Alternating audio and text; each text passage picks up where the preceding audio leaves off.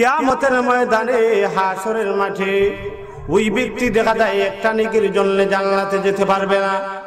ওই ব্যক্তিকে তখন আল্লাহ রাব্বুল আলামিন ডাক দিয়ে বলবেন, বান্দা একটা নেকি তালাশ করার জন্য তুমি যাও, একটা নেকি তুমি যদি আনো তাহলে আমি আল্লাহ তোমাকে জান্নাতি হিসাবে ঘোষণা দেব।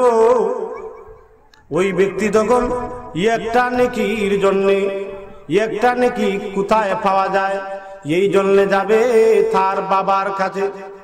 বাবা গো, ও আমার প্রাণের বাবা, দুনিয়ার মধ্যে আমি তোমার সন্তান ছিলাম, আমি ওই যে তোমার সন্তান আব্দুর রহমান।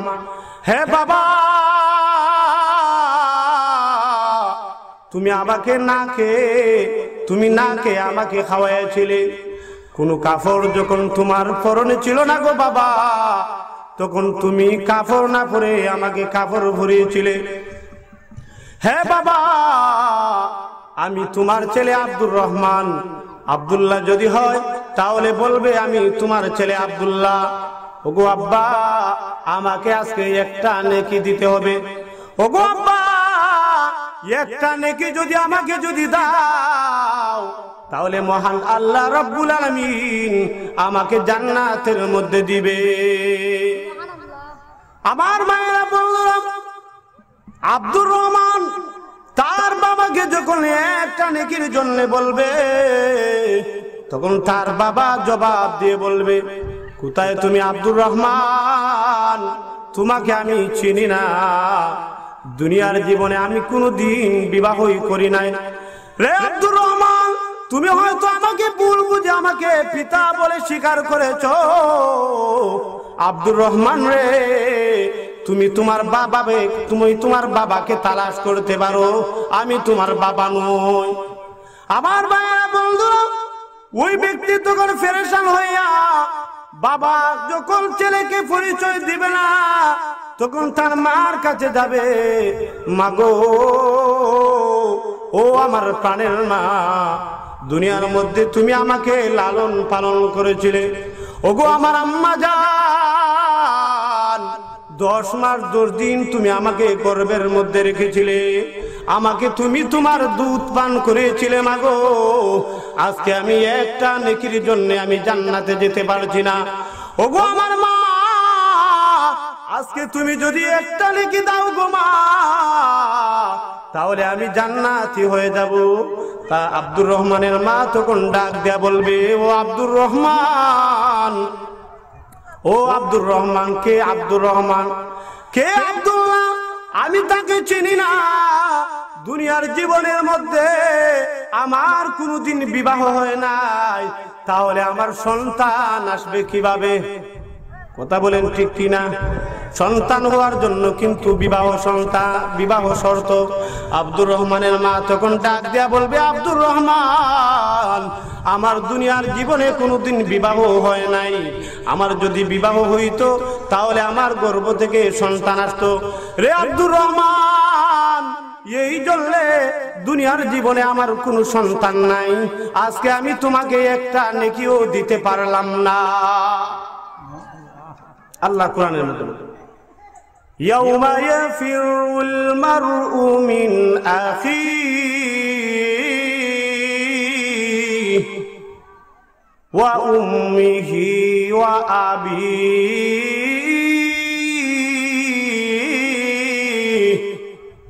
আল্লাহ রাব্বুল আলামিন বলেন, কিয়ামতের দিন কঠিন হাসরের ময়দানে ভাই ভাইকে দেখে পলায়ন করবে, মা সন্তানকে দেখে পলায়ন করবে।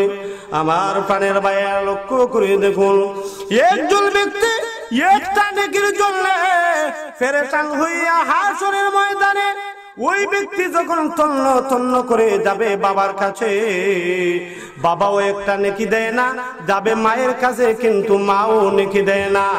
ভাইয়ের কাছে যখন যাবে, ভাইও দেখা যায় ভাইকে দেখে পলায়ন করবে। আমার বন্ধুগণ, লক্ষ্য করে দেখুন, হঠাৎ করে একজন আল্লাহর বান্দার সাথে দেখা হবে। ওই আল্লাহর বান্দা তখন ডাক দিয়া বলবে, আব্দুর রহমান, ও আব্দুল্লাহ, তোমাকে দেখা যায় কিয়ামতের মাঠে হাশরের ময়দানে পেরেশান অবস্থায় তুমি রয়েছো। তোমার কি এমন পেরেশানি তুমি আমাকে বলো। এমনি তখন ডাক দেয়া বলবে, অমনি আব্দুর রহমান তখন ডাক দেয়া বলবে, ওই আল্লাহর বান্দা ডাক দেয়া বলবে, ও ভাই আমি আমার মার কাছে গেলাম, একটা নেকি পাইলাম না। আমি আমার বাবার কাছে গেলাম, আমার বাবাও আমাকে নেকি দিল না। আমি যখন আমার ভাইকে দেখলাম, আমার ভাই আমাকে দেখা মাত্র আমাকে দৌড় দিয়ে পলায়ন করলো। তুমি এমন কে আছো, আমাকে একটা নেকি দিবা। একটা নেকি যদি আমাকে দিতে পারো তাহলে ওই নেকি ভাইয়া আমি জান্নাতে হব। এমনি ওই ব্যক্তি তখন ডাক দেয়া বলবে, ও ভাই তুমি শুনে রাখো, আমি যখন দুনিয়ার জীবনের মধ্যে ছিলাম শুধু আমি গুনাহ করেছি, গুনার গুনাহ আমার একটা মাত্র নেকি আছে। ও ভাই ওই নেকিটা আমি তোমাকে দিয়ে দিলাম, যাও ওই নেকিটা আমি তোমাকে দিয়ে দিলাম। ওই নেকিটা যখন দিবে, ওই নেকিটা দেওয়ার কারণে মহান আল্লাহ রাব্বুল আলামিনের দরবারে যখন যাবে, এমনি আল্লাহ তখন ডাক দিয়ে বলবে, বান্দারে তোমাকে কে ওই নেকিটা দিল? এমনি ওই বান্দা ডাক দিয়া বলবে, আল্লাহ ওই নেকিটা আমাকে অমুক এলাকা অমুক ব্যক্তি দিয়েছে। এমনি আল্লাহ ডাক দিয়া বলবেন, আব্দুর রহমান শুধু তোমাকে জান্নাতি নয় রে আব্দুর রহমান, যেই ব্যক্তি তোমাকে একটা নেকি দিল, আমি আল্লাহ ওই ব্যক্তিকে নেকি দেওয়ার কারণে আমি আল্লাহ তোমাদের দুজনকে জান্নাতে দিয়ে দিলাম। সুবহানাল্লাহ। আমার ভাইরা বন্ধুরা, দুনিয়ার জীবন হলো ক্ষণস্থায়ী জিন্দেগি। একটা নেকির জন্য মানুষ জান্নাতে যেতে পারবে না। কিয়ামতের ময়দানে মানুষের কথা পর্যন্ত ওজন দেওয়া হবে, গালি পর্যন্ত ওজন দেওয়া হবে। একটা গোলাম যদি থাকে, ওই গোলামকে আপনি কতটুকু গালি দিলেন, বেশি দিলেন না কম দিলেন, ওই গালিটা পর্যন্ত আল্লাহ মিজানের ফাল্লা দ্বারা ওজন দিবেন। মিজান অর্থই হচ্ছে ওজন দেওয়ার বস্তু, ফাল্লা। আবার ভাইরা বললাম, লক্ষ্য করে দেখুন, এইভাবে যখন মানুষের অবস্থা, এত কঠিন অবস্থা হবে। ও আমার ভাইরা বন্ধুরা, এই জন্য দুনিয়াটা হলো ক্ষণস্থায়ী। এই দুনিয়ার মধ্যে শুধু নেক আমল করতে হবে রে ভাই। খারাপ আমল যদি করো তাহলে হাশরের ময়দানে কিন্তু আপনারা ধরা পড়বেন। মহান আল্লাহ রাব্বুল আলামিন আপনাকে প্রথম যেই জিনিসটার জন্য জিজ্ঞাসা করবেন, আল্লাহর নবী বিশ্ব নবী রাহমাতুল লিল আলামিন বলেন, কিয়ামতের দিন মানুষকে নামাজের হিসাব প্রথম লওয়া হইবে। ও ভাই, কিসের হিসাব নেওয়া হবে? নামাজের হিসাব নেওয়া হবে। আমার ভাইরা বন্ধুরা, এই জন্য আজ থেকে ওয়াদাবদ্ধ হতে হবে, নামাজ কোনোদিন ছাড়ব না। রাজি আছেননি? ইনশাআল্লাহ নামাজ কোনোদিন ছাড়বেন না। ও যুবক ভাইরা, নামাজের হিসাব নিতে হবে, নামাজের হিসাব দিতে হবে। আল্লাহ নবী বিশ্ব নবী রাহমাতুল লিল আলামিন বলেন, কিয়ামতের দিন কঠিন হাশরের ময়দানে নামাজের হিসাব কিন্তু দিতে হবে। আল্লাহ আপনার এবং আমার নামাজের হিসাব আল্লাহ লইবেন। আমার ভাইয়েরা বন্ধুরা, কিস দুনিয়ার মধ্যে কিসের বড়াই, কিসের এত অহংকার? যে 60 বছর 70 বছর জিন্দেগি, এই জিন্দেগি নিয়ে আমরা বড়াই করি, আত্মগরিমা করি। দুনিয়া গরিব মানুষকে দেখতে পারে না। আবার গরিব মানুষেরাও দেখা যায় নিজের কোনো কিছু নাই, কিন্তু নিজের কোনো কিছু নাই, এরপরে দেখা যায় বড়াই করে, অহংকার করে। কথা বলেন ঠিক নেই? আরো জোরে বলে। আমার ভাইয়া বললাম, এই জন্য কবি বলেন, ওহি দুনিয়া মুসাফিরে আখের আপনা ঠিকানা। ওহি দুনিয়া মুসাফিরে আখির আপনা ঠিকানা। कोई आगे रुआना है कोई पीछे रुआना। वही दुनिया मुसाफिर है आखिर अपना ठिकाना। कोई आगे रुआना है कोई पीछे रुआना। ও ভাইরা বন্ধুরা, আপনার বাবাও কিন্তু চলে গেছে আপনাকে রেখে, আপনার দাদাও কিন্তু আপনাকে রেখে চলে গেছে, আপনার পূর্বপুরুষ যারা ছিল তারাও আপনাকে রেখে চলে গেছে, আপনাকেও কিন্তু এই দুনিয়া ছেড়ে চলে যেতে হবে। কিসের তো অহংকার? নাফাক পানি দ্বারা আল্লাহ আমাদেরকে সৃষ্টি করেছেন। ও ভাইয়েরা, এই জন্য দুনিয়ার জগতের মধ্যে বড়াই করতে হবে না। দুনিয়ার জগতে যদি আত্মগরিমা করেন, দুনিয়ার জীবনে যদি বড়াই করেন, তাহলে দেখবেন আপনার এই আত্মগরিমা আর বড়াইয়ের জন্য, অহংকারের জন্য সব নেক আমল বরবাদ হয়ে যাবে। হিংসা নিন্দা সবকিছু কিন্তু ছাড়তে হবে। কে চৌধুরী, কে ফাটা, কে ধনী, কে গরিব, এইটা কিন্তু আল্লাহ দেখেন না, এটা আল্লাহ দেখে। ও বা সাউন্ড থাকলে একটু সাউন্ড দিন। এটা কিন্তু আল্লাহ দেখে না, আল্লাহ মানুষের আমলটা দেখে। আর যদি একটু পারেন তাহলে মেহরবানি করে একটু পানি আনে। কে ধনী, কে গরিব, কে ফাটান, কে চৌধুরী, আল্লাহ এইটা দেখে না। আল্লাহ রাব্বুল আলামিন দেখেন মানুষের আমল। আমল মানুষ দেখে। আল্লাহ কোরআনের মধ্যে বলেন, আল্লাযী খালাকাল মাউতা ওয়াল হায়াতা লিয়াবলুয়াকুম আইয়ুকুম আহসানু আমালা। আল্লাহ বলেন, আল্লাযী খালাকাল মাউতা ওয়াল হায়াতা লিয়াবলুয়াকুম আইয়ুকুম আহসানু আমালা। আল্লাহ মরণ এবং জীবনকে সৃষ্টি করেছেন এই জন্য যাতে তিনি তোমাদের থেকে পরীক্ষা করে নিতে পারেন। লিয়াবলুয়াকুম আইয়ুকুম আহসানু আমালা,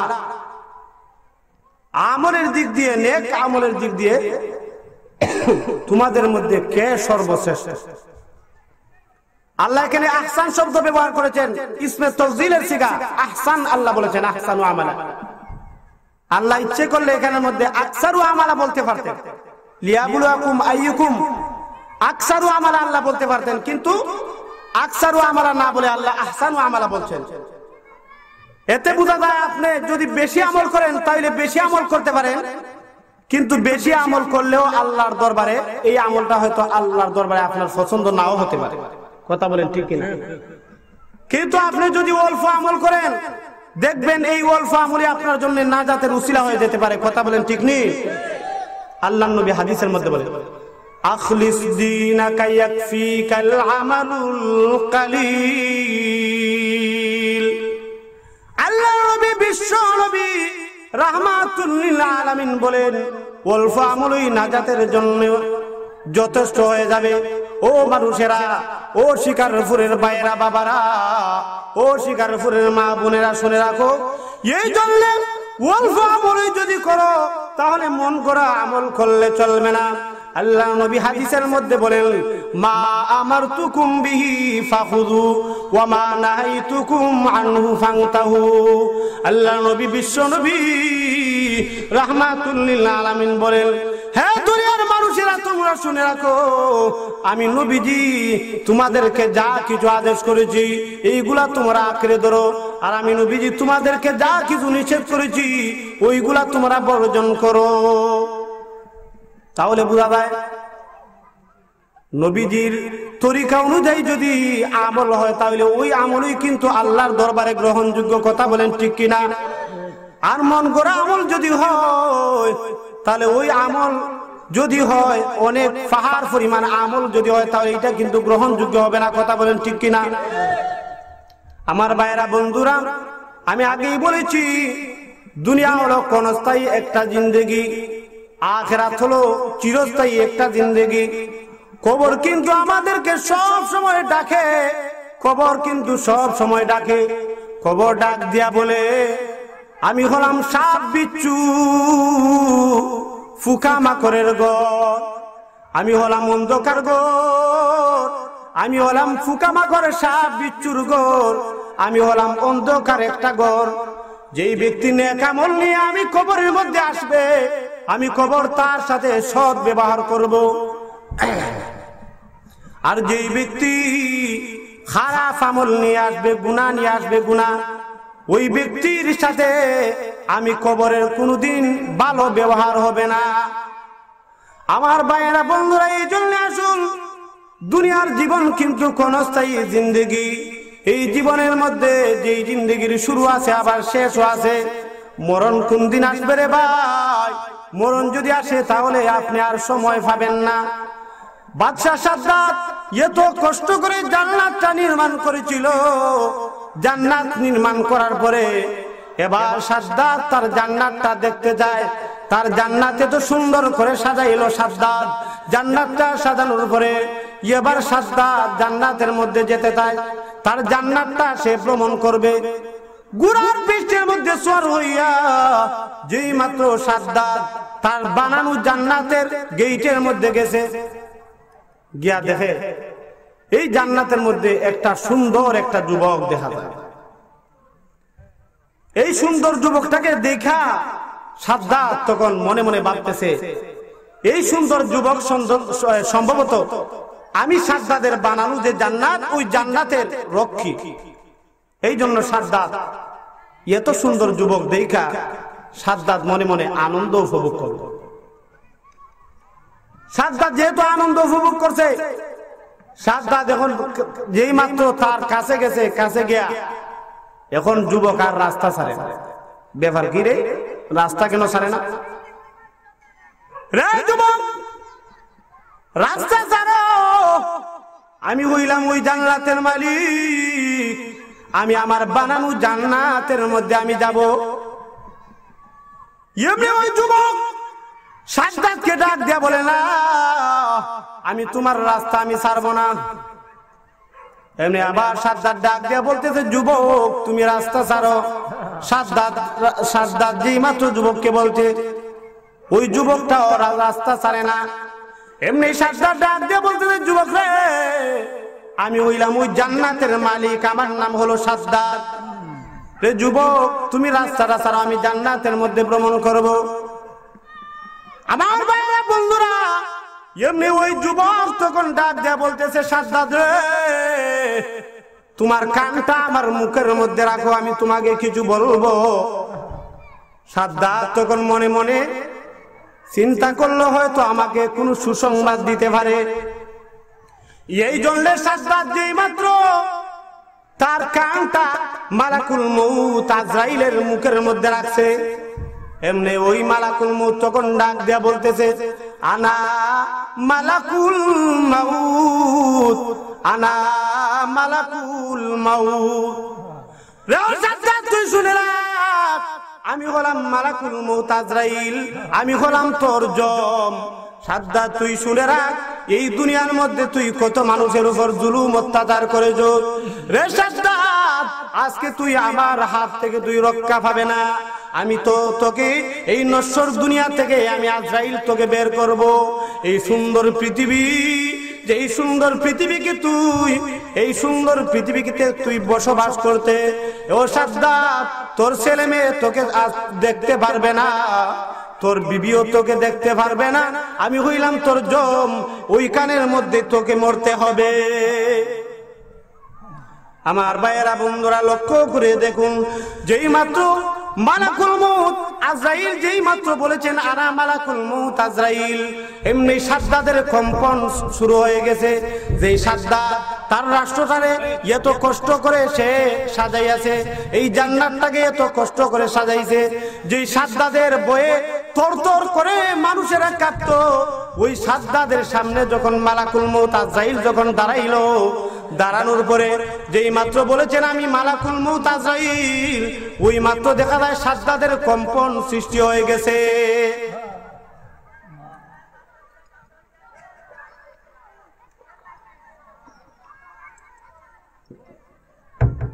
সাদ্দাতের কম্পন সৃষ্টি হয়ে গেছে।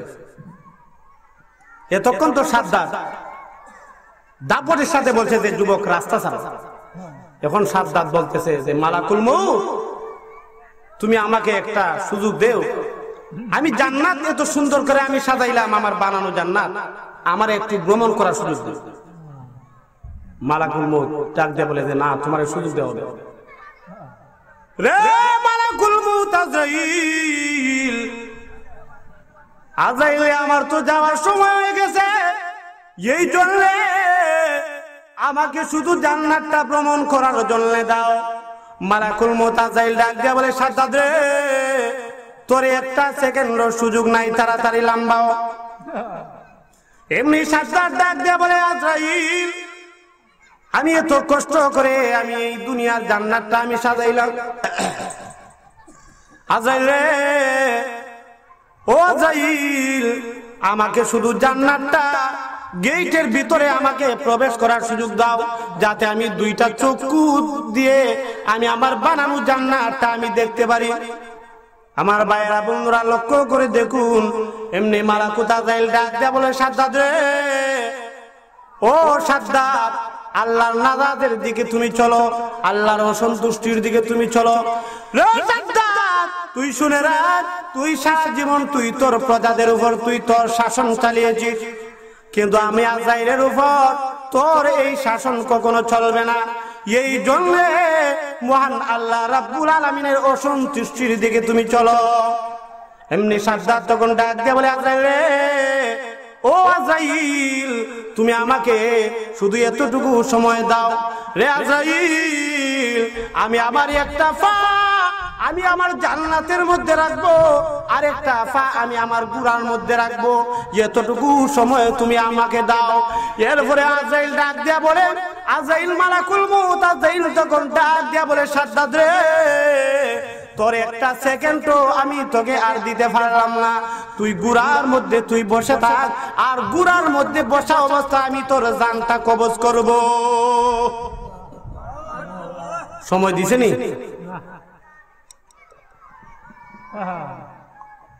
সময় দিবনি আজরাইলে? আমার ভাইয়েরা বন্ধুরা, যেই মাত্র এই কথা বলেছে, এই কথা বলার পরে এমনি সাজ্জাদের রূহটা দেখা যায় কবজ করে নিয়ে গেছে আজরাইল। ও শিকারপুরের বন্ধুরা, ও শিকারপুরের বাবারা, এই জন্য আপনাদেরকে বলি, জীবন থাকতে নেক আমল করো, জীবন থাকতে নেক আমল করো, হায়াত থাকতে নেক আমল করো। আল্লাহ রাব্বুল আমিন পবিত্র কোরআনের মধ্যে ঘোষণা দিয়ে বলেন, কুল্লু নাফসিন যায়িকাতুল মাউত, জীবন মানে কিন্তু মৃত্যু। যেই প্রাণীর জীবন আছে, ওই প্রাণীর কিন্তু মরণ আছে। কথা বলেন ঠিক কিনা? প্রত্যেক প্রাণীকে মৃত্যুর শ্বাস গ্রহণ করতে হবে। এই জন্য ভাইয়েরা, আপনাদের সবার মরণ লাগবো কিনা? সবাই হয় না, মনে হয় কেউ মনে হয় কিয়ামত পর্যন্ত থাকবে। আপনারা সারা জীবন বাঁচবানি না, মরণ লাগবো? সবাই দিকে হয় না, মরণ লাগবো নি? এই খার মরণ নাই, এতটা মরণ নাই এখন। মাশাআল্লাহ, একজন খাইলা।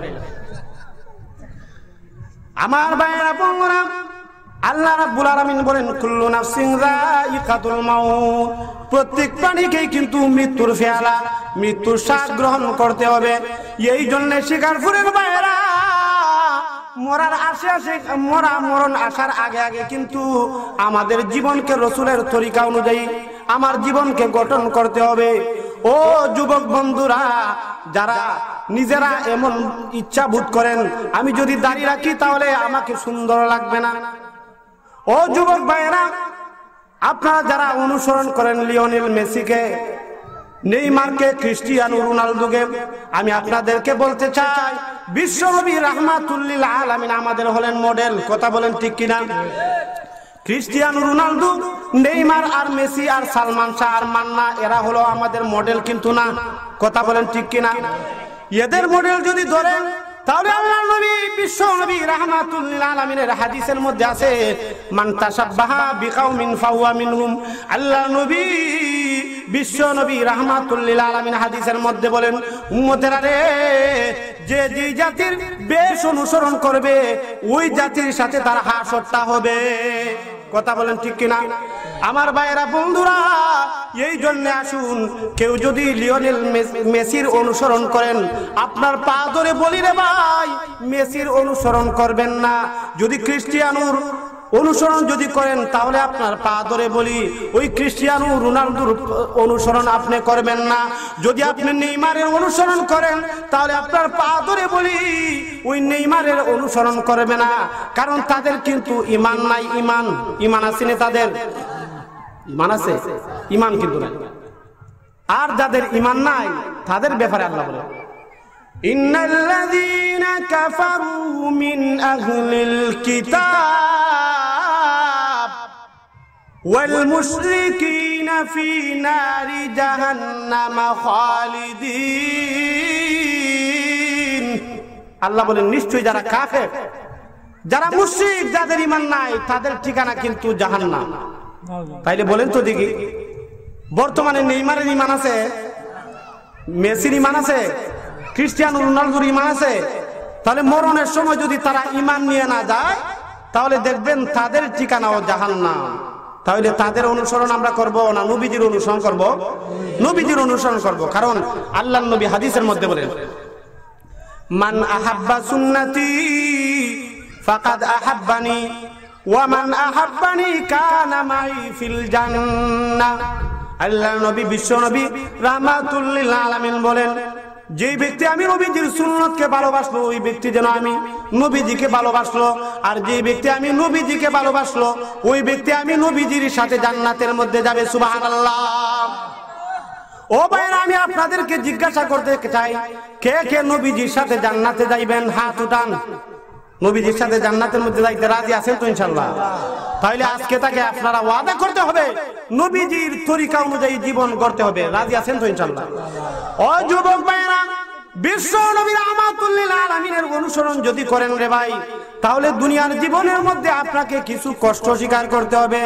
দাড়ি কিন্তু আপনাকে রাখতে হবে। রাজি আছেন তো ইনশাআল্লাহ? নামাজ পড়তে হবে, নামাজ। বিশ্ব নবী রাহমাতুল লিল আলামিন মরণের সময় কিন্তু নবীজি বলে গেছেন, আসসালাত আসসালাত আসসালাত আসসালাত, উম্মতের নামাজ নামাজ নামাজ। নামাজ যদি পড়ে উম্মত, তাহলে বেঈমান কাফেররা তোমাদেরকে কখনো মারবে না। বুশের হাতে কখনো তোমরা জুলুম, বুশের হাতে কখনো তোমরা নির্যাতিত হবে না। কখনো তোমরা কোনো বেঈমান কাফেরদের হাতে তোমরা নির্যাতিত হবে না। এই জন্য নামাজ পড়তে হবে, নামাজ। আবার ভাইরা বললাম, কবর এমন একটা জগৎ, যেই জগতের শুরু আছে কিন্তু শেষ নাই। কথা বলেন ঠিক কিনা? আমার ভাইয়েরা বন্ধুরা, কবর কিন্তু সব সময় আপনাকে ডাকতে থাকে, সব সময় কবর কিন্তু ডাকে। আমি হলাম অন্ধকার ঘর, আমি হলাম সাত বিচ্ছু ফুকামকারের ঘর, আমি হলাম আগুনের ঘর। আমি কবরের হাত থেকে যদি তোমরা রক্ষা পেতে চাও, তাহলে তোমাদেরকে নেক আমল করতে হবে। কোন আমল করণ লাগবো? নেক আমল যদি না করেন, তাহলে কিন্তু রক্ষা নেই। আমার ভাইরা বললাম, এই জন্য আসুন, নেক আমল কিন্তু আমাদের করতে হবে। আমার ভাইরা বন্ধুরা, লক্ষ্য করে দেখুন, আল্লাহ নবী, বিশ্ব নবী রাহমাতুল লিল আলামিন বলেন, কিয়ামতের দিন, কঠিন মুসিবতের সময় সব মানুষ কিন্তু উলঙ্গ অবস্থায় দাঁড়াইতে হইব। কথা বলেন ঠিক কিনা? কারো গায়ে কিন্তু কাপড় থাকবে না। আম্মা জান আয়েশা সিদ্দিকা রাদিয়াল্লাহু তাআলা আনহা, উনি ডাক দিয়া বলেন, ইয়া রাসূলুল্লাহ, ইয়া হাবিবাল্লাহ, আল্লাহর নবী গো, আমাদের গায়ে যে কাপড় থাকবে না, ওগো নবীজি, তাহলে আমি আয়েশার দিকেও মানুষ তাকাবে নাকি? একজন আরেকজনের দিকে তাকাবে নাকি? আল্লাহর নবী, বিশ্ব নবী রাহমাতুল লিল আলামিন ডাক দিয়া বলেন, আয়েশা তুমি শুনে রাখো, মানুষেরা একজন আরেকজনের দিকে তাকাইবে, দূরে থাক। তার নিজের গায়ে যে কাপড় নাই, এইটা পর্যন্ত তার খবর থাকবে না। তার নিজের গায়ে যে কাপড় নাই, এইটাই পর্যন্ত কি থাকবে না? কাপড়ই থাকবে না। তাই যখন প্রশ্ন থাকে, তাহলে কি আমাদের নবীও কি উলঙ্গ থাকবেন? আমাদের নবীও কি উলঙ্গ থাকবেন? এটা একটা প্রশ্ন থাকে না? আমার ভাইরা বন্ধুরা, লক্ষ্য করে দেখুন, নবীজির গায়ে নবীজি কিন্তু উলঙ্গ থাকবেন না। কারণ বিশ্ব নবী রাহমাতুল লিল আলামিনকে ফেরেশতারা কিন্তু আগেই কিন্তু তারা কবর থেকে উঠানোর সময় আগেই কিন্তু তারা কি করবে? কাফর পরায় আসবে। আমার ভাইরা বন্ধুরা, লক্ষ্য করে দেখুন, জিবরাইল আলাইহিস সালাতু ওয়াস সালাম, উনার সাথে ইসরাফিল আলাইহিস সালামকে আল্লাহ পাঠাইবেন। আল্লাহ দুইজন ব্যক্তিকে ডাক দিয়ে বলবেন, ইসরাফিল রে, তুমি তো দ্বিতীয় সিংহার মধ্যে আবার তো দ্বিতীয়বার তুমি ফু দিতে হবে। রে ইসরাফিল, ইয়ে নাও, তোমার কাছে আমি জান্নাতের কাপড় দিলাম। রে ইসরাফিল, তুমি আমার হাবিবের কাছে যাও, তুমি আমার হাবিবের রওজার মধ্যে গিয়ে বিশ্ব নবী রাহমাতুল্লিল আলামিনকে তুমি এই কাপড়টা দিবে, জান্নাতি কাপড়টা দিবে। ওই জান্নাতি কাপড় পরাইয়া আমার নবী বিশ্ব নবী রাহমাতুল্লিল আলামিনকে তুমি নিয়ে আসো। সুবহানাল্লাহ। আমার ভাইরা বলুন, জিবরাইল আলাইহিস সালাম যাবেন, হযরত ইসরাফিল আলাইহিস সালাম যাবেন, এমনি আল্লাহর নবী বিশ্ব নবী রাহমাতুল্লিল আলামিনের কবরের মধ্যে যাবেন, রওজার মধ্যে যাবেন। এমনি তখন ইসরাফিল জিবরাইলকে নিয়ে যখন যাবেন, এমনি কোনটা মক্কা কোনটা মদিনা, কোনটা শিকারপুর কোনটা বাংলাদেশ, এইটা কিন্তু চেনা যায় না। প্রভু ওগো আল্লাহ, কোনটা মক্কা কোনটা মদিনা আল্লাহ সব দেখা যায় সমতল ভূমি হয়ে গেছে। আল্লাহ ইসরাফিল, আল্লাহ আমি ইসরাফিল যখন সিংহার মধ্যে ফুৎকার দিয়েছিলাম তখন সব একাকার হয়ে গেছে। আল্লাহ এখন কোনটা মক্কা কোনটা মদিনা, এখন এইটা তো দেখা যায় না, এখন চিনব কিভাবে? আল্লাহ রাব্বুল আলামিন তখন ডাক দিয়ে বলবেন, ইসরাফিল রে, আমি আল্লাহ রাব্বুল আলামিনের আরশ থেকে একটা লাইট দেখো গেছে, ওই লাইটের একটা আলো দেখো গেছে, যে আলোটা জমিনের মধ্যে গেছে, ওই আলোর জমিন যেই জমিনটা রয়েছে ওইখানের মধ্যে আমার হাবিব ঘুমায় আছে। সুবহানাল্লাহ। আমার ভাইয়েরা বন্ধুরা লক্ষ্য করে দেখুন, এমনি যেই মাত্র এই কথা আল্লাহ রাব্বুল আলামিন বলবেন, এই কথা বলার সাথে সাথে এমনি ইসরাফিল আলাইহিস সালাম এমনি বিশ্ব নবী রাহমাতুল্লিল আলামিন উনার রওজা মুবারকের মধ্যে গেছে। উনার রওজা মুবারকের মধ্যে যেই মাত্র ইসরাফিল আলাইহিস সালাম যেই মাত্র রওজার মধ্যে গেছে, তখন ইসরাফিল দৌড়াইয়া ডাক দেয় না, বয়ে ডাক দেয় না।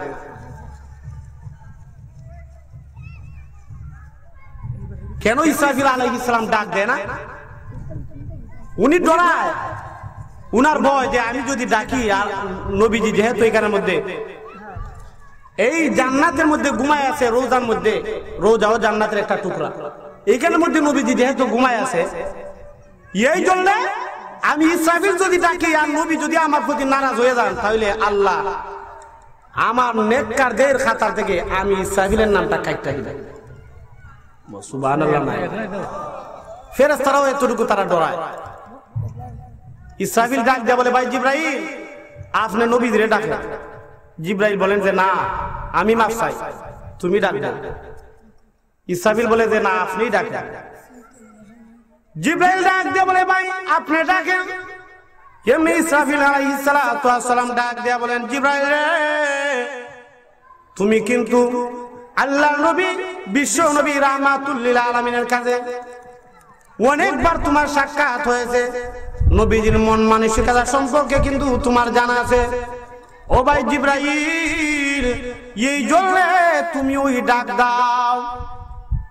এমনি আল্লাহর নবী বিশ্ব নবী রাহমাতুল্লিল আলামিনকে ডাক দিবেন জিবরাইল। জিবরাইল আলাইহিস সালাম তখন সালাম দিলেন, আসসালাতু ওয়াসসালামু আলাইকা ইয়া রাসূলুল্লাহ ইয়া হাবিবাল্লাহ।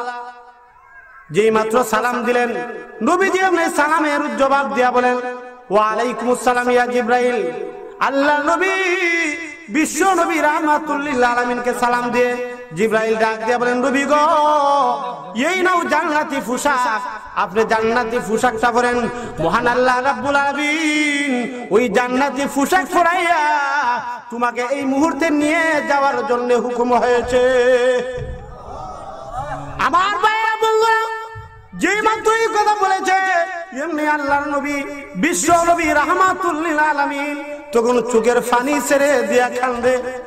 নবীজি ডাক দিয়া বলেন, জিবরাইল রে, আমি জান্নাতি পোশাক পরব পরে আগে আমাকে বলো, ওই যে বিচারের কাজ শুরু হয়ে গেছে কিনা। এমনি তখন জিবরাইল ডাক দিয়ে বলে, না গো নবীজি না, এখনো কিন্তু বিচারের কাজ শুরু হয় নাই। ইয়া রাসূলুল্লাহ ইয়া হাবিবাল্লাহ, আপনাকে আগে ডাকা হইতেছে। ওগো নবীজি, আপনাকে আগে ডেকে নেওয়া হবে, এরপরে तमाम পৃথিবীর সব মানুষকে আবার সিংহার মধ্যে ফু দিয়ে তাদেরকে আল্লাহর দরবারে হাজির হওয়ার জন্য ডাকা হবে। দেখেন নবীদের কত মায়া, আমাদেরকে দিয়ে, নিজের উম্মতদেরকে দিয়ে নবীদের কত মায়া। জান্নাতি পোশাক পরবেন, এরপর নবীজি চোখের পানি ছেড়ে দিয়ে আর আমাদেরকে যদি জান্নাতি পোশাক দেওয়া হয় কবরের মধ্যে তখন কিন্তু তাড়াতাড়ি দেও, তাড়াতাড়ি তো ফরবে জায়গা মনে হইতেছে না। একটু একটু জিকির করেন আর জিকির ফইরা ফইরা একটু সামনে অগ্রসর হন। লা ইলাহা ইল্লাল্লাহ, লা ইলাহা, সামনে আগান, সামনে আগান, পিছনে জায়গা হইতেছে না, এই জন্য সামনে অগ্রসর। লা ইলাহা ইল্লাল্লাহ, লা ইলাহা। আসমানের মালিক যে আল্লাহ, জমিনের মালিক সে আল্লাহ। আসমানের মালিক যে আল্লাহ, জমিনের মালিক সে আল্লাহ। লা ইলাহা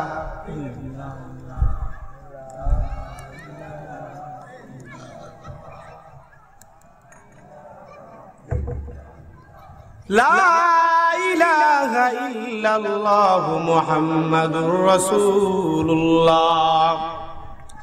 বাইরে আমার লক্ষ্য করে দেখুন, এমনি যখন জিবরাইল যখন নবীজি বিশ্ব নবী রাহমাতুল লিল আলামিনকে জান্নাতি পোশাক পরাইয়া নেবেন, এমনি আল্লাহর নবী তখন জিবরাইলকে প্রশ্ন করবেন, জিবরাইল রে আগে বলো আমি নবীজি জান্নাতি পোশাক পরব পরে, আগে বলো আমার যে মায়ার উম্মতেরা রয়েছে তাদের বিচারের কাজ শুরু হয়ে গেছে কিনা। আমার ভাইরা বন্ধুরা, ওই সময় জিবরাইল আলাইহিস সালাম ডাক দিয়ে বলবেন, ইয়া রাসূলুল্লাহ, ইয়া হাবিবাল্লাহ, ওগো নবীজি এখনো কিন্তু বিচারের কাঠ গড়ায় এখনো মানুষকে দাঁড়ানো হয় নাই। এরপরে দেখবেন বিশ্বনবী রাহমাতুল্লিল আলাইহি উনাকে জান্নাতি পোশাক পরায় নেওয়া হয়। আমার ভাইরা বন্ধুরা, এই জন্য আসেন, আমি আগেই বলছিলাম দুনিয়া কিন্তু ক্ষণস্থায়ী, আখিরাত কিন্তু চিরস্থায়ী। দেখেন আজ গতকাল বাংলাদেশের একজন সিংহ পুরুষ, উনার নাম আপনারা হয়তো শুনছেন, শাইখুল হাদিস আল্লামা আবুল কালাম জাকারিয়া রহমতুল্লাহি আলাইহি, দরগা মাদ্রাসার মুহতামিম সাহেব হুজুর, উনি কিন্তু দুনিয়া থেকে বিদায় নিয়েছে। ধীরে ধীরে আস্তে আস্তে কিয়ামতের কিন্তু এই যে আল্লাহর ওলিগণ, কিয়ামতের একটা লক্ষণ আছে, কিয়ামতের একটা আলামত আছে। দুনিয়া কিয়ামত হওয়ার আগে আল্লাহর যে বড় বড় ওলিগণ এরা দেখবেন দুনিয়া থেকে চলে যাবে। এইভাবে শাইখুল হাদিস গহরপুরি রহমতুল্লাহ আলাইহি, বেরাখালী হুজুর রহমতুল্লাহ আলাইহি এরাও চলে গেছে। এদের মতো একজন আল্লাহর ওলি শাইখুল হাদিস আল্লামা আবুল কালাম জাকারিয়া রহমতুল্লাহ আলাইহি, উনিও আমাদের থেকে উনি চলে গেছেন। আস্তে আস্তে ধীরে ধীরে আমরা কিন্তু অভিভাবক শূন্য হচ্ছি। আমার ভাইরা বন্ধুরা, আস্তে আস্তে আমরা অভিভাবক শূন্য হচ্ছি। আস্তে আস্তে আল্লাহর ওলিগণ আমাদের থেকে, আমাদের ছেড়ে কিন্তু তারা চলে যাইতেছে। দেখেন শাইখুল হাদিস আবুল কালাম জাকারিয়া রহমতুল্লাহ আলাইহি, দরগার মাদ্রাসার মুহতামিম সাহেব হুজুর, উনার কথা বলছি।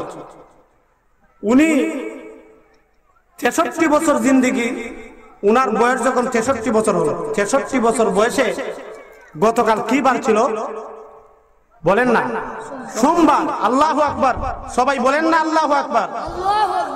দরগার মুহতামিম সাহেব হুজুর 63 বছর বয়সে সোমবারে কি অপূর্ব মিল। নবীজি যখন ইন্তেকাল করছিলেন, নবীদের বয়স কত ছিল?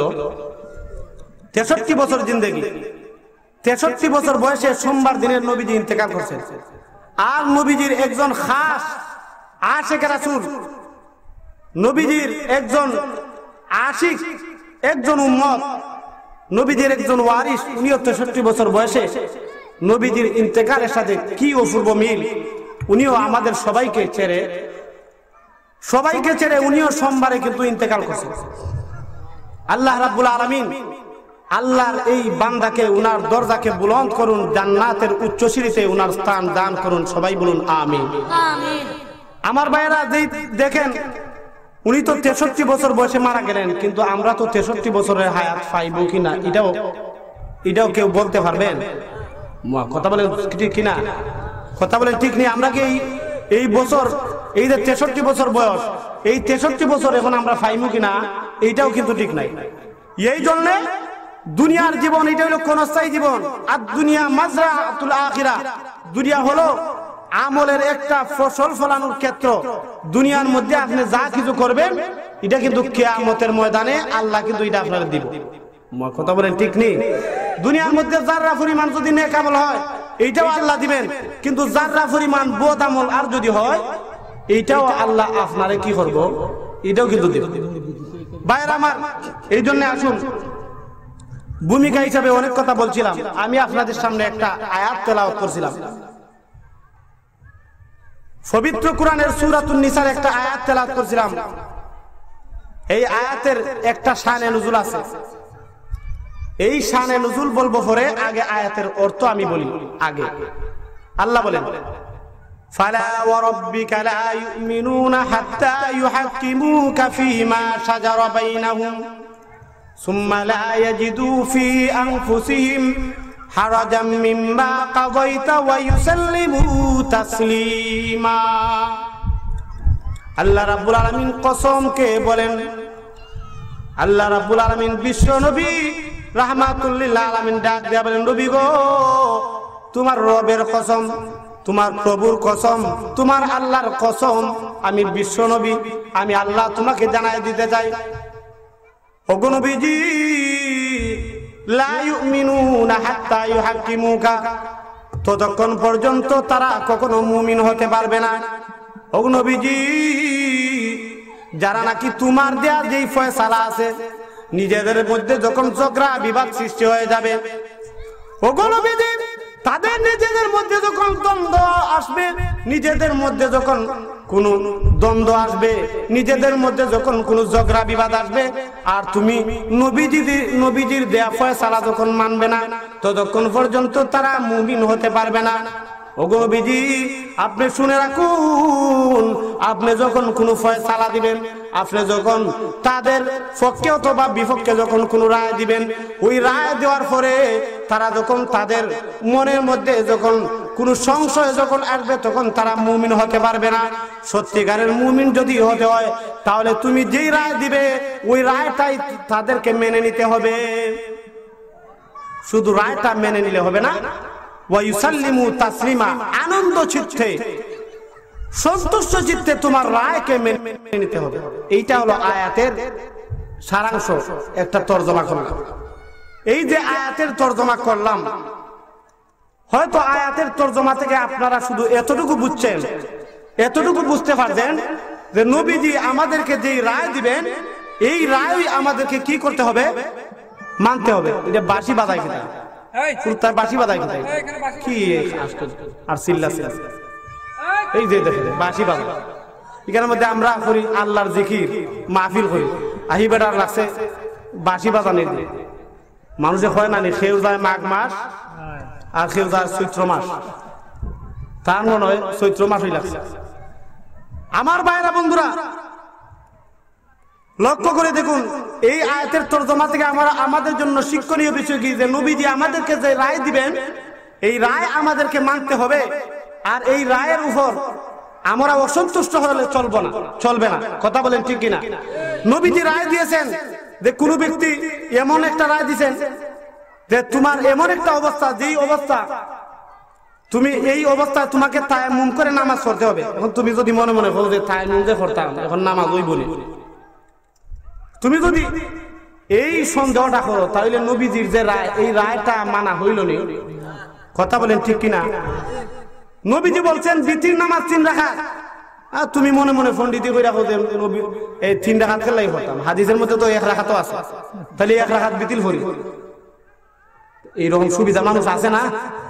আছে। এইটা কিন্তু আমাদের এই কওমের মধ্যেও নাই, আবার সুন্নির মধ্যেও নাই।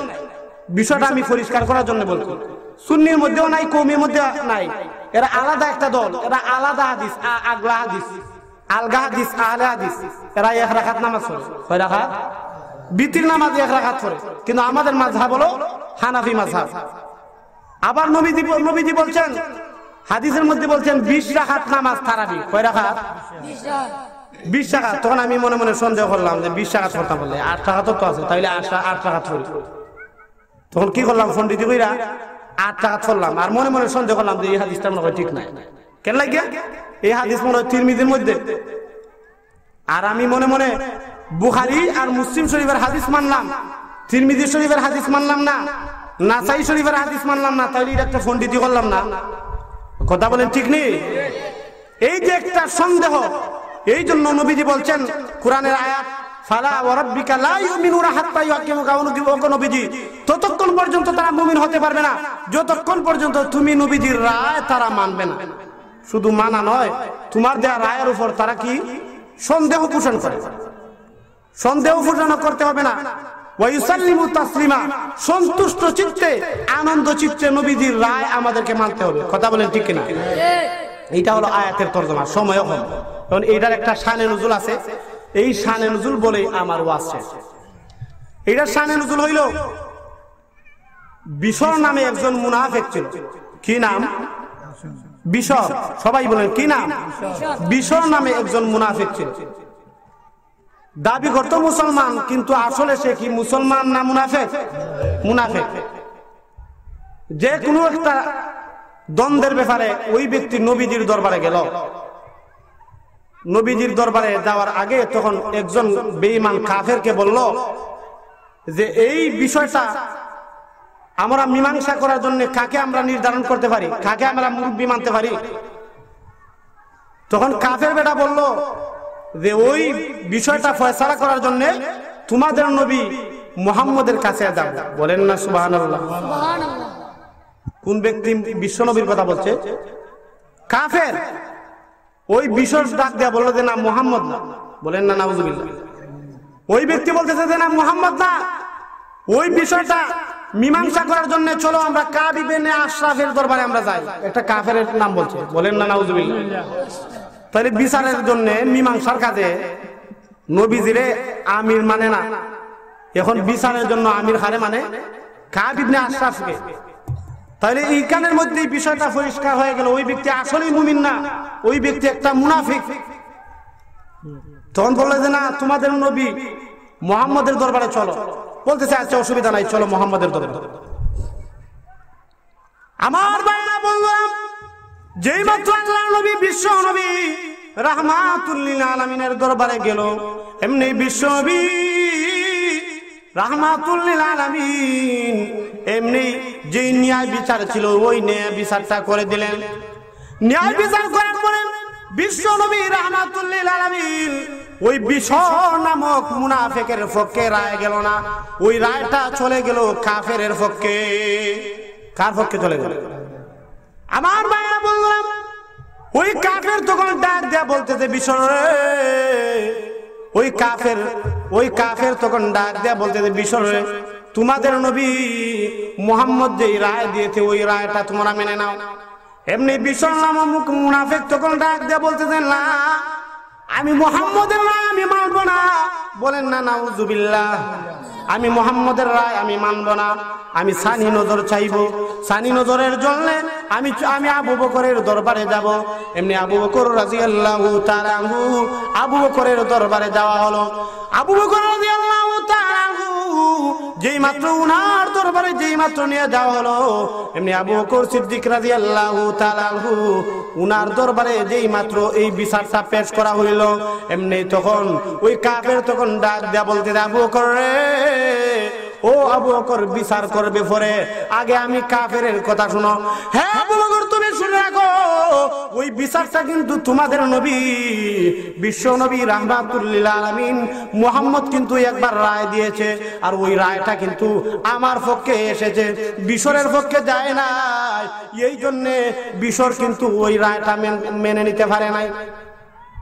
আমার ভাইরা বললাম, এমনি আবু বকর সিদ্দিক রাদিয়াল্লাহু তাআলা আনহু উনি তখন ডাক দেয়া বলতেছে বিশর রে, ওই বিচারটা কিন্তু আমি আবু বকর করতে পারবো না, আমি আবু বকরের দরবার থেকে চলে যাও। আবু বকরের দরবার থেকে তারা চলে গেল। এখন ডাক দেয়া বলতেছে বিশর নামক মুনাফিক ডাক দেয়া বলতেছে আমি যাব উমরের দরবারে। উমরের দরবারে যেই মাত্র নিয়ে যাওয়া হলো, এমনি উমর রাদিয়াল্লাহু তাআলা আনহুর দরবারে যাওয়ার পরে এমনি তখন বিশর ডাক দেয়া বলে উমর রে, আমি হলাম একজন মুসলমান, এমনি এমনি বিষয় এমন এমন ঘটনা। ওই ব্যক্তি হলো কাফের। উমর তুমি শুনে রাখো, আমি হলাম একজন মুসলমান, এই বিচারটা তুমি করে দাও, ওই বিচারের রায় তুমি দিয়ে দাও। যেই মাত্র এই কথা বলেছে, এই কথা বলার পরে এমনি ওই কাফের তখন ডাক দিয়ে বললো উমর তুমি বিচার করবা পরে, আগে আমার কথা তুমি শুনো। এমনি উমর রাদিয়াল্লাহু তাআলা ডাক দিয়ে বলেন কি কথা? এমনি ওই কাফের তখন ডাক দিয়ে বলতেছে উমর, আবু বকরও কিন্তু ওই বিচারের মধ্যে হাত দেয় নাই। আবু বকর কেন ওই বিচারের মধ্যে হাত দেয় নাই তুমি জানোনি? উমর তুমি শুনে রাখো, ওই বিচারের রায় কিন্তু বিশ্ব নবী রাহমাতুল লিল আলামিন করে দিয়েছে। আবার বাইরে বললাম এমনি উমর রাদিয়াল্লাহু তাআলা তখন ডাক দিয়া বলতেছে তোমরা কিছুক্ষণের জন্য অপেক্ষা করো, আমি আসতেছি, আমি তোমাদের ন্যায় বিচার আমি উমর করে দেব। উমর তখন তার ঘরের মধ্যে গেলেন, ভিতরের রুমের মধ্যে গেলেন। ভিতরের রুমের মধ্যে গিয়ে যেই তরবারি সব চাইতে বেশি দাঁড়ালো ওই তরবারিটা আনলেন। ওই তরবারিটা আনেন উমর রাদিয়াল্লাহু তাআলা সঙ্গে সঙ্গে তখন ওই যেই ব্যক্তি বিশর নামক মুনাফিক, নিজের দাবি করে মুসলমান কিন্তু কাজ করে মুনাফিক, ওই বিশরের মাথা গর্দান তখন উড়াইয়া দিল।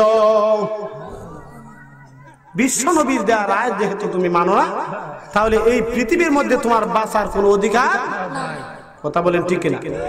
আমার ভাইরা বোনেরা লক্ষ্য করে দেখুন, উমর রাদিয়াল্লাহু তাআলা যে মাত্র ওই বিশর নামক মুনাফিকের গর্দান উড়াই দিলেন, ঠিক এই মুহূর্তের মধ্যে মক্কা মদিনার মধ্যে তখন দেখা যায় তখন সমালোচনা সৃষ্টি হয়ে গেছে। তখন মানুষেরা তখন ডাক দিয়া বলতেছে ও মুসলমানেরা, তখন মুসলমান একজন আরেকজনকে বলা বলি করতেছে। উমর দেখা যায় একজন মুসলমানকে হত্যা করে দিয়েছে, নবীজির সাহাবীকে হত্যা করে দিয়েছে। এই মুহূর্তের মধ্যে বিশর নামক মুনাফিক ওই ব্যক্তির আত্মীয় স্বজন, ওরা কিন্তু বিশ্ব নবী রাহমাতুল লিল আলামিনের দরবারে বিচার নিয়ে গেল। ইয়া রাসূলুল্লাহ, ইয়া হাবিবাল্লাহ, ওগো নবীজি, উমর কিন্তু তোমার একজন সাহাবীকে হত্যা করে ফেলেছে। নবী গো, ওগো আল্লাহর নবী, একজন মুমিনকে উমর কিভাবে হত্যা করে ফেলেছে?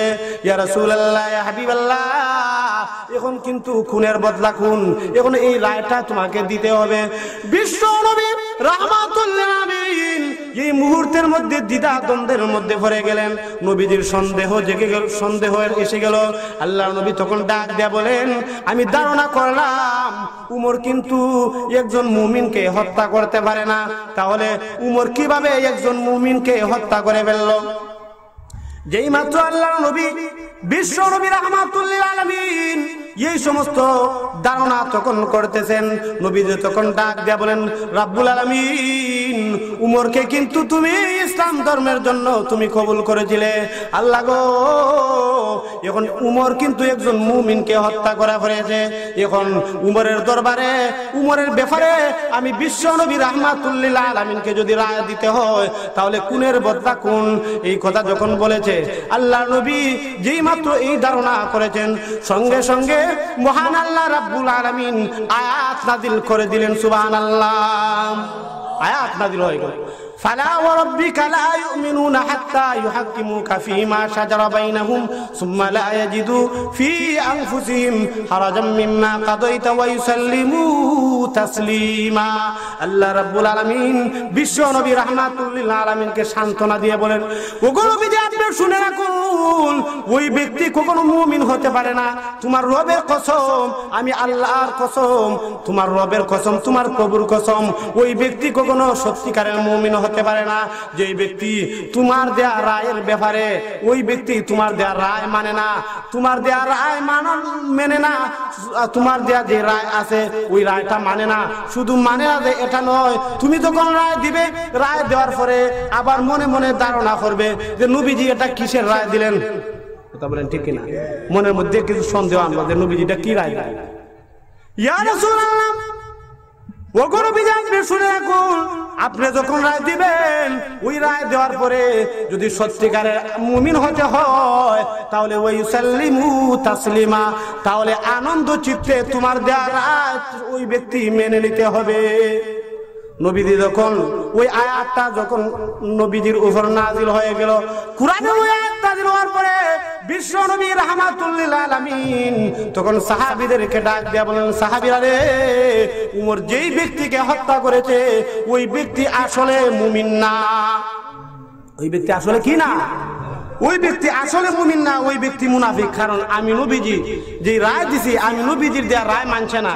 আর আল্লাহ এই আয়াত নাযিল করেছে, উনার যেই গোষ্ঠী ছিল, উনার যে বংশ ছিল, উনার যে আত্মীয় স্বজন ছিল, তাদেরকে নবীজি এই আয়াত শোনায় দিলেন। যাই হোক, আমরা যা কিছু আলোচনা শুনলাম, আল্লাহ রাব্বুল আলামিন আমাদের সবাইকে মানার এবং আমল করার তৌফিক দান করেন। সবাই বলুন আমিন।